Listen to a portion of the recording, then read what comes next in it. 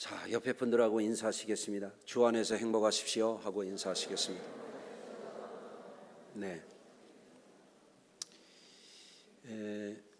언젠가 주님께서 제 목회 가운데에 일깨워 주신 감동이 있어요. 목회라고 하는 것은 성도들이 행복한 삶을 살아가도록 돕는 것이 목회라 하는 깨달음이었어요.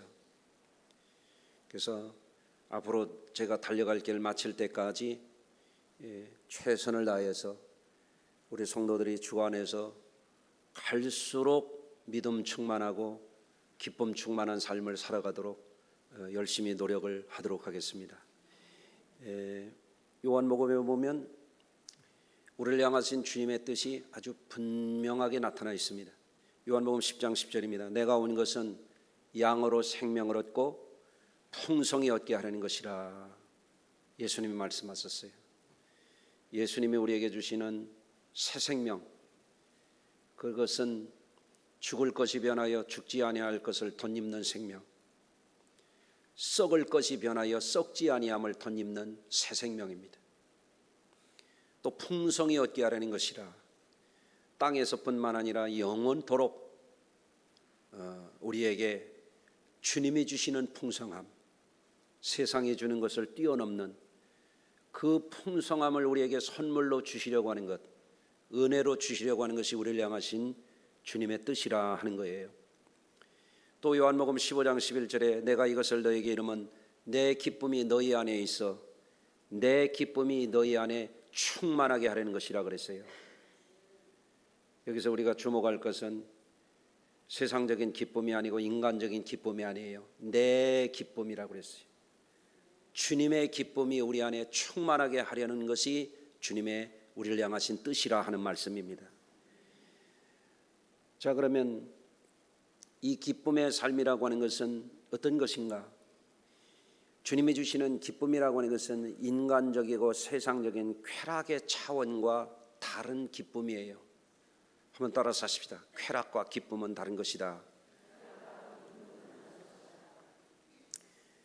우리가 인생을 살아갈 때 주님이 주시는 이 기쁨이라고 하는 것은 차원이 다른 것이에요.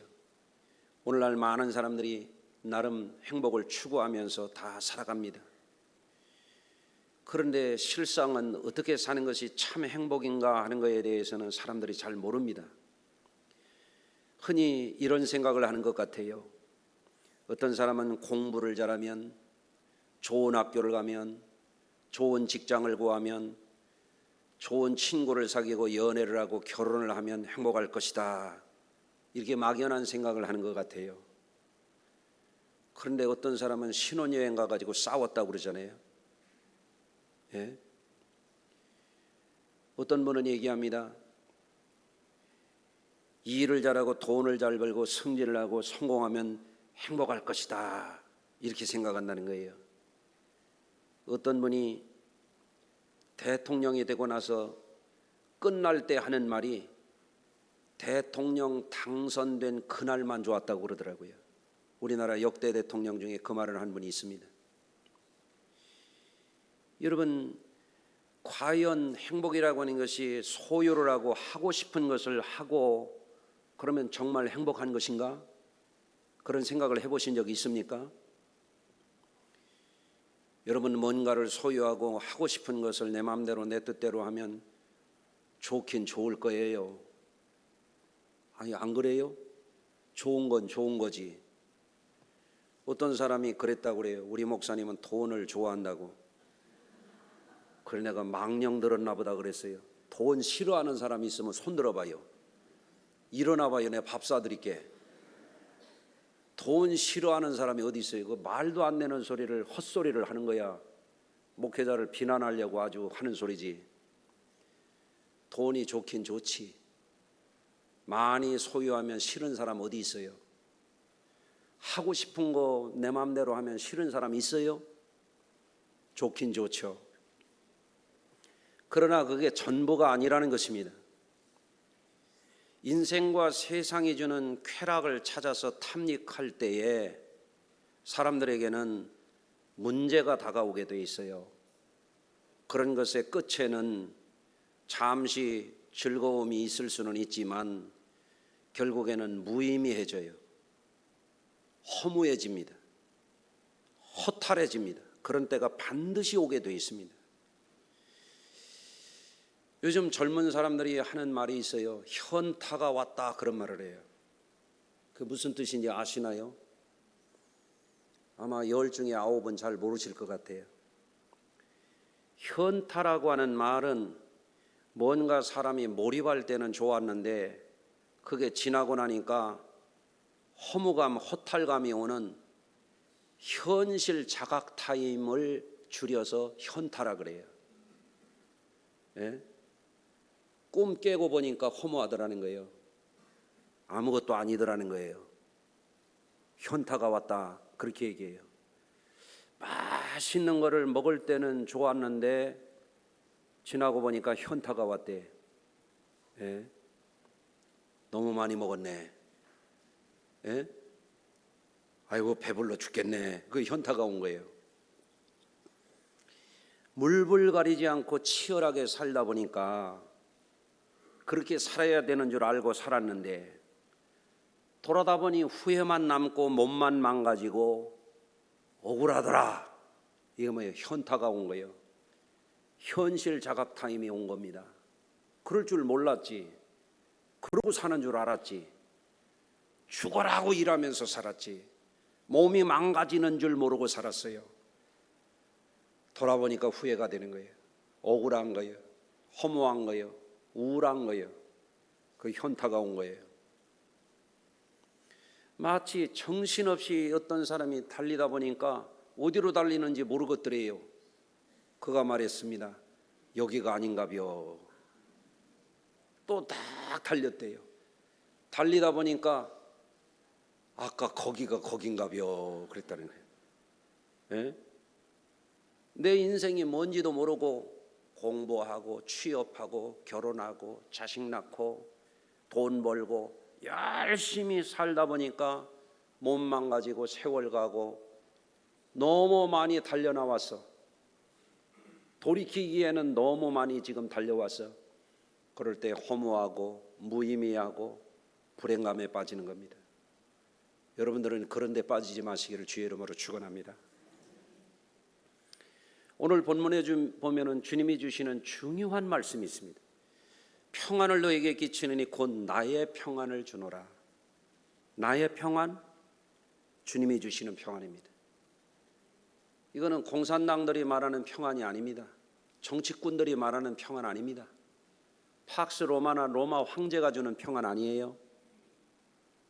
평강의 왕이신 영원한 왕이신 예수님이 주시는 평안을 주시는 것을 말하는 거예요. 내가 너에게 주는 것은 세상이 주는 것 같지 아니하니라. 차원이 다른 평안이죠.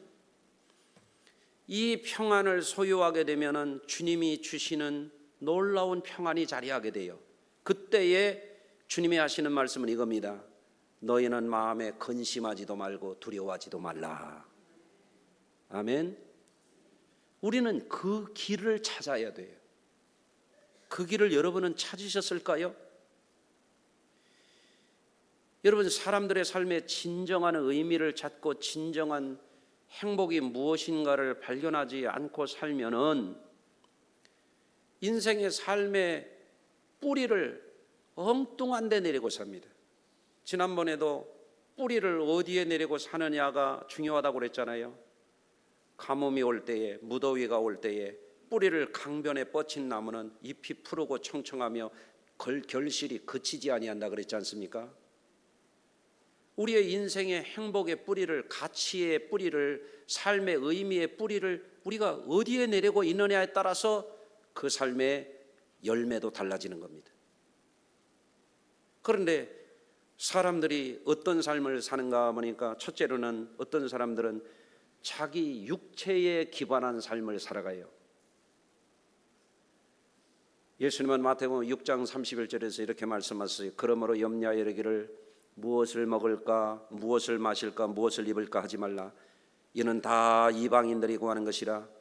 너희 하늘아버지께서 이 모든 것이 너희에게 있어야 할 줄을 아시느니라. 여러분, 사실 매일매일 우리가 무엇을 먹을까? 그런 얘기 하잖아요. 저도 어제도 제 아내에게 그러네요. 오늘 저녁은 뭘 먹을 거요? 여러분 그런 얘기 안 합니까? 오늘은 뭘 먹을까? 오이 싹싹 썰어가지고 비빔국수나 해 먹을까? 네? 콩국수를 먹을까? 뭐 그런 얘기 안 해요? 좀 한다고 좀 해보세요. 좀 하고 살죠? 네. 뭘 먹을까? 뭘 마실까? 뭘 입을까? 그건 주님도 아세요. 이것이 다 너에게 있어야 할 것을 아시느니라. 주님이 그걸 부정하시는 게 아니에요. 네? 너희 하늘아버지께서 이 모든 것이 너에게 있어야 할 줄을 아시느니라. 그럼에도 불구하고 거기에 목숨 걸고 살지 말라는 거예요. 따라서 하십시다. 먹는 것에 목숨 걸지 말자. 특히 배 나온 분들 조심해야 돼요. 배 나온 분들은 배가 땡겨. 배 나온 분들 치고 분식 싫어하는 분들이 없어요. 그렇죠? 여러분 아담과 하와가 먹는 거에 목숨 걸었다가 목숨을 잃었잖아요. 예? 여러분 무엇을 먹을까, 무엇을 마실까, 무엇을 입을까 그거에 목숨 걸고 살면 육체적인 만족이 잠시 있을 수 있어요. 그런데 그것에 목숨 걸고 살면요 인생이 식물같이 전락하는 거예요. 동물처럼 전락하는 거예요. 하늘 아버지는 우리를 그런 존재로 만들지 않았어요. 그러니까 거기에 빠지지 말라는 거예요. 그게 다가 아니라는 거예요. 먹고 마시고 소유하는 게 다가 아니라는 거예요. 아멘이 피서 갔나 아멘이 안 나오네요 오늘. 아멘. 먹는 거 잘 먹어야죠. 건강하게 잘 드셔야 되죠. 성도들과 즐거운 식탁 나누는 거 좋고 가족들과 식탁을 잘 나누는 가정은 정말 좋은 가정이죠. 그러나 그게 우리의 인생의 목적이 되면 안 된다. 예? 그거 못 먹으면 그 인생은 이제 무너지는 거예요. 먹는 거에 목숨 걸면 그런 삶이 되면 안 돼요. 아멘의 박자를 자꾸 놓치고 있어요 지금 여러분들이. 예. 자, 두 번째, 사람들 중에는 어떤 이들은 세상이 주는 기쁨의 삶을 기반하고 사는 사람들이 있어요. 세상 것에 매인 삶을 살아갑니다. 여러분 생각해보면 하나님이 창조하신 세상은 참 아름답습니다. 너무너무 아름답습니다. 제가 새벽에 4시 반에 일어나면 교회 적어도 30분 전에 달려 나와가지고 새벽 설교할 거 다시 한번 이렇게 한번 설교문을 좀 다시 한번 점검해 본 다음에 1시간 동안 예배하고 기도하고 또 달려서 집에 들어갑니다. 그럼 집에 들어가면 매일같이 하는 게 아내 커피 한 잔 내려주고 내가 뭐 하냐면 자연 다큐멘터리 봅니다. 7번, 13번 채널에서 나옵니다. 자연을 보는 게 너무 좋아요. 왜? 너무너무 아름다우니까. 예.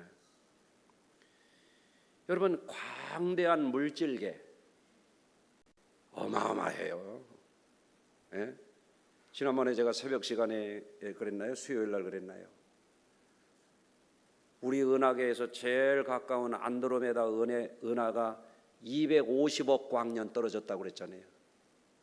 빛의 속도로 250억 년을 가야 있는 데가 제일 가까운 은하계라 이거예요. 그런데 그런 수천억 개의 별, 어떤 것은 1만 개가 넘는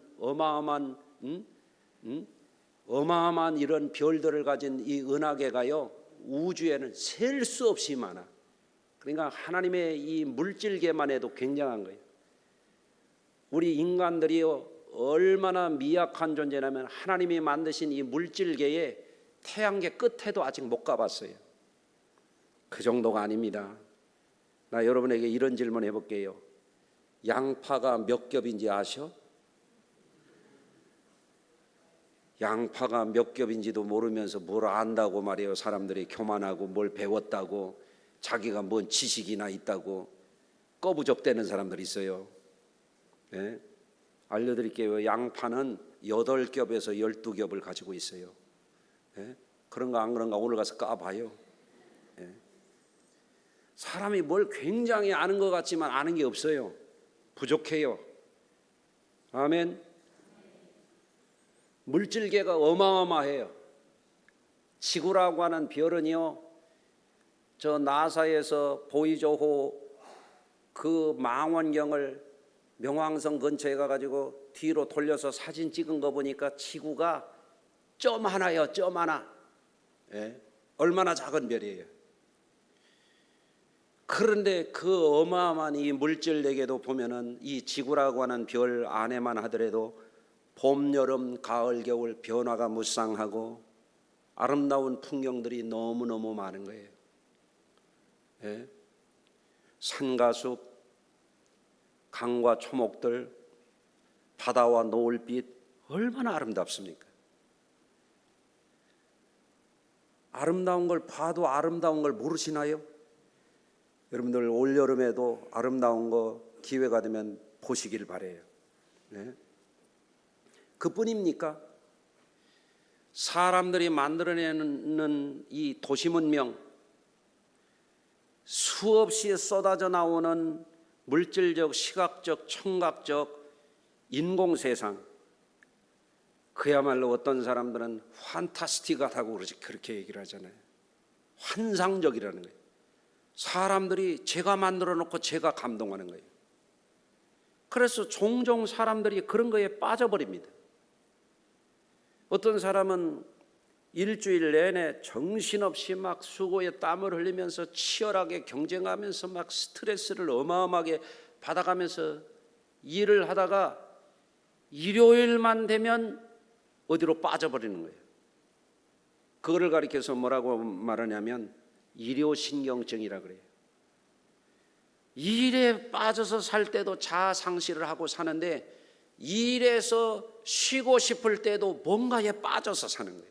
어떤 사람은 레포츠에 빠지고, 어떤 사람은 게임블링에 빠지고, 어떤 사람은 알코올에 빠지고, 어떤 사람은 일탈에 빠지는 거예요. 일요신경증이라는 거예요. 자아 상실의 삶을 살아가는 거예요. 세상에 빠져가지고. 예? 옆에 분들하고 한 번 더 인사하시겠습니다. 세상에 너무 빠지지 맙시다. 왜? 세상에 너무 빠지면 세상의 어떤 것은 정말 재미있고 판타스틱하고 하지만 지나고 보면 허탈해지는 거예요. 결국은 그래요. 사람들이 세상 것에 매료되어서 세상 것을 많이 소유하고자 하고, 세상 것을 향유하고자 하고, 세상 것은 우리를 빠지게 하는 그런 매력이 있어요. 세상이 주는 환상, 세상이 주는 쾌락이라는 게 있습니다. 세상적인 것에 몰입하면 사람들이 그것이 행복인 줄 아는 수가 있어요. 물론 신앙생활하는 저나 여러분들도 소소한 즐거움이 우리에게 하나님이 선물로 주신 거라고 하는 걸 압니다.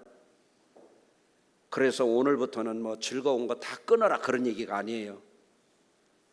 너무 세상적인 것에 빠져서 살다 보면 더 중요한 것을 잃어버린단 말이에요. 이를테면 이런 거예요. 전에 섬기던 교회에 어느 집사님 남편이 크리스마스 신자예요. 크리스마스 신자가 뭔지 아세요? 성탄절만 오는 사람. 이분이 서해안 쪽에 갯벌에 가면은 낙지가 있잖아요. 낙지를 잡는 맛에 갯벌로 점점 가다가 이 갯벌에 자기 다리가 빠졌는데 밀물이 들어오는 거야. 에? 낙지 잡는 재미가 쏠쏠하지.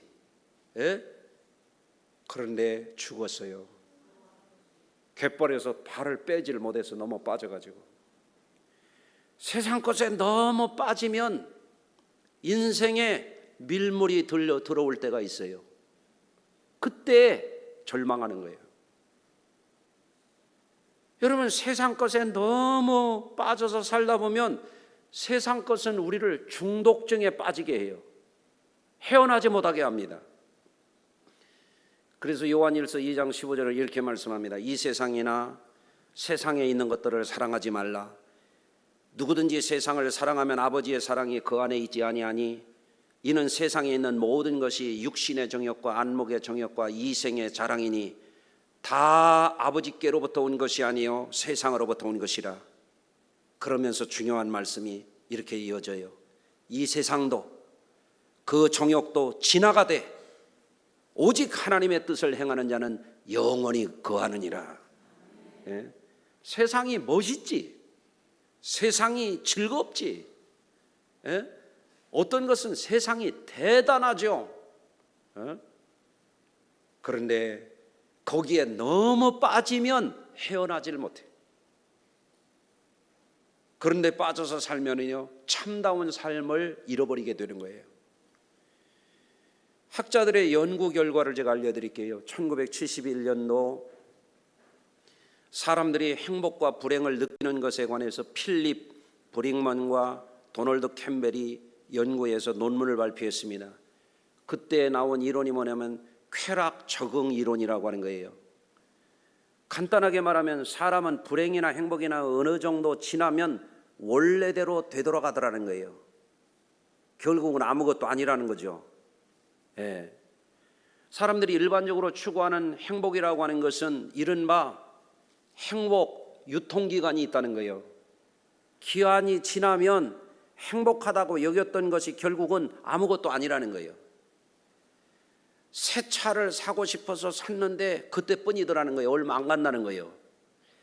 새 아파트를 가면 좋을 줄 알았는데 새 아파트 가가지고 얼마 안 가니까 먼저 살던 집이나 그게 그거더라는 거예요. 유통기한이 있다는 거예요. 예? 처음 들어봤죠? 예, 좀 끄덕끄덕 좀 해보세요. 돈을 많이 벌어도 마찬가지예요. 그래서 원래대로 돌아가는 거를 또 78년도에 브링먼 코츠, 잔호프 불먼 이런 사람들이 또 연구를 했어요. 뭐를 연구했느냐?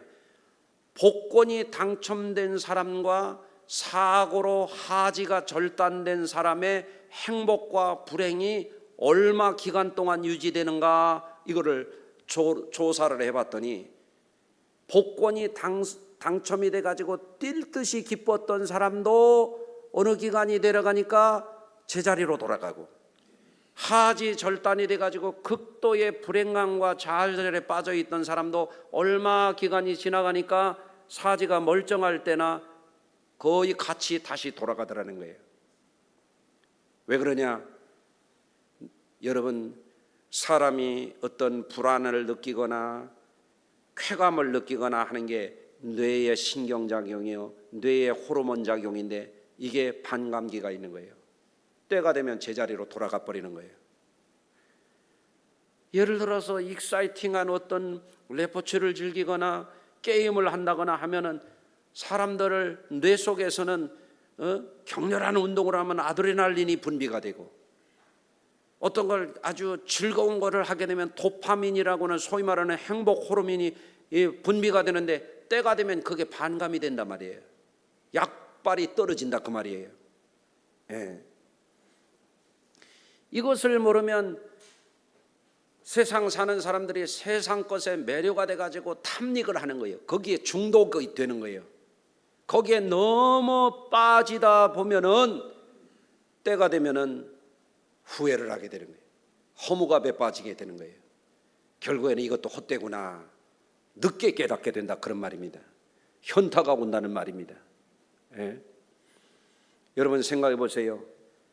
지금 우리나라가 6.25 전쟁 이후에 세계 최빈국 가운데 하나였습니다. 개인 소득이 60불이었어요. 60불. 지금은 3만 불이 넘어서서 4만 불 가까이 되는 시대를 우리가 살고 있잖아요. 얼마나 기가 막힙니까? 60불, 10만 원도 안 되는 요즘 가치로 말하면, 그때 가치는 더 되겠지만, 예? 그걸로 사람이 1년을 산다는 게 말이 됩니까? 예? 우리나라가 지금 이 짧은 기간 동안에 5, 60년 기간 동안에 어마어마한 한강의 기적이라고 하는 경제 성장을 이루었어요. 예. 그런데 경제가 발달하고 지식과 정보가 발달하고 학력 수준이 높아지고 생활 수준이 높아지고 의료 수준이 높아지고 문화 수준이 높아지고 하니까 사람들이 오감을 즐기는 거예요. 그래서 어떤 사람들은 빠져드는 거예요. 그게 뭐냐? 따지고 보니까 세상 것을 즐기는 것은 도파민 중독증이에요. 예. 그 도파민이 효과가 처음에는 반짝하다가 떨어지면 우울감, 신경증, 불안장애, 정신증, 심한 경우에는 자살에 이르기도 하는 거예요. 허탈하기 때문에. 예. 그래서 우리 주님은 우리를 보호하시기 위해서 하시는 말씀이 뭐냐면 이 세상이나 세상에 있는 것들을 사랑하지 말라는 거예요. 너무 빠지지 말라는 것입니다. 아멘. 그러면 우리가 어떤 삶을 살아야 되느냐? 우리는 결코 허무하고 무의미하고 무가치한 것에 빠지지 않으려면 한 가지 중요한 깨달음을 가져야 돼요. 자기 자신 안에 육체의 만족이나 피조물인 세상적인 것에 만족하기보다는 자기를 초월하는 영적인 삶에 대해서 발견하고 그거를 깨닫고 자기 것으로 만들어야 돼요. 여러분, 자기 자신의 육체적인 만족, 뇌의 도파민의 중독증에 빠져서 살면 결국에 가서는 그것이 약발이 다하면 아무것도 아니에요. 허무해지는 거예요. 우울감이 밀려오는 거예요. 또 세상의 냉정함, 허무함에 무너지지 않으려면 단 하나의 길이 있어요. 그건 뭐냐면 영적인 자기 초월의 삶을 깨우쳐야 돼요. 교회를 왔다 갔다 해도 평일날은 육체적인 삶에 빠지고 세상적인 것에 빠졌다가 아슬한 추억처럼 교회에 와서 주여 주여 몇 마디 하다가 그렇게 되면 영적인 삶을 살 수가 없어요. 우리가 깨우쳐야 돼요. 자기 초월, 세상 초월의 진리를 발견해야 돼요. 그건 뭐냐면 영적인 삶이에요. 할렐루야.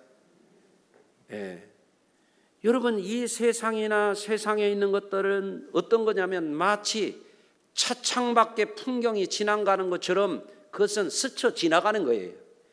육신의 때도 스쳐 지나가는 거예요. 아멘 안 해도 육신의 때 다 지금 지나갑니다. 세상 것 아무리 좋아봐야 차창밖에 풍경이 밀려가듯이 세상 것 다 지나가고 아멘 해도 지금 지나가고 있습니다. 지금 막 가고 있습니다. 지나가는 거예요. 어떻게 해야 되느냐? 자기 자신도 이 세상도 초월하게 하는 영적인 삶, 그것이 내 것이 되어야 되는 거예요. 그래서 오늘 본문 중에 놀라운 말씀이 있습니다. 요한복음 14장 16절. 내가 아버지께 구하겠으니 그가 또 다른 보혜사를 너희에게 주사 영원토록 너희와 함께 있게 하리니. 이게 복음이죠. 천지를 만드신 성부 하나님이 우리에게 보혜사, 우리를 도우시는 영을 보내주셔서 내 육체가 아니라 세상에서 오는 게 아니라 하나님이 보내주시는 그 영, 보혜사를 너희에게 보내주셔서 영원히 함께 있게 해주겠다. 이게 복음이잖아요. 또 주님 말씀하십니다. 내가 너희를 고아와 같이 버려두지 아니하겠다. 따라서 하십니다. 주님, 저를 고아처럼 버리지 마세요. 그게 뭐예요? 그게 구원이요. 아멘. 때가 되면 다 갑니다. 다 떠나갑니다. 우리 어머니, 아버지, 장인, 장모님 다 갔었습니다. 우리 형제 6남매 중에 우리 형님들 셋이 벌써 떠나갔습니다. 우리 6남매 중에 셋 남았는데 누가 갈지 다음 타자가 누군지 난 궁금합니다. 아무래도 나는 아닌 것 같습니다. 다 떠나가죠. 결국은 가끔 시절 같은 얘기를 할 때가 있어요. 제 아내 보고 내가 얘기합니다. 아내가 먼저 세상 떠나면 안 되지. 그런 얘기를 해요. 벌써부터. 너무 시절 같잖아요. 예? 그런데 사실이죠. 뭐. 그런데 누군가는 떠나가지 않겠어요? 아내가 먼저 가든지 제가 먼저 가든지 가지 않겠어요? 하면 안 해도 돼요. 예? 그렇죠? 다 떠나가지. 뭐가 남아요? 내가 너희를 고아와 같이 버려두지 아니하리니. 이게 복음이잖아요. 예? 그러면 누구에게 크게 효과가 있느냐? 나의 계명을 지키는 자라야 나를 사랑하리니 계명을 지키는 자에게 나를 나타내리라. 계명이 뭔가요? 계명이 어려운 건가요? 계명이 부담스러운 건가요? 아니에요. 계명의 계자가 계약이라는 거예요. 계약, 약속이라는 거예요. 약속. 사람들은 약속 잘 안 지켜요. 주님은 틀림없이 지키십니다. 우리가 주의 계명을 신실하게 지키잖아요. 그 길이 뭐냐?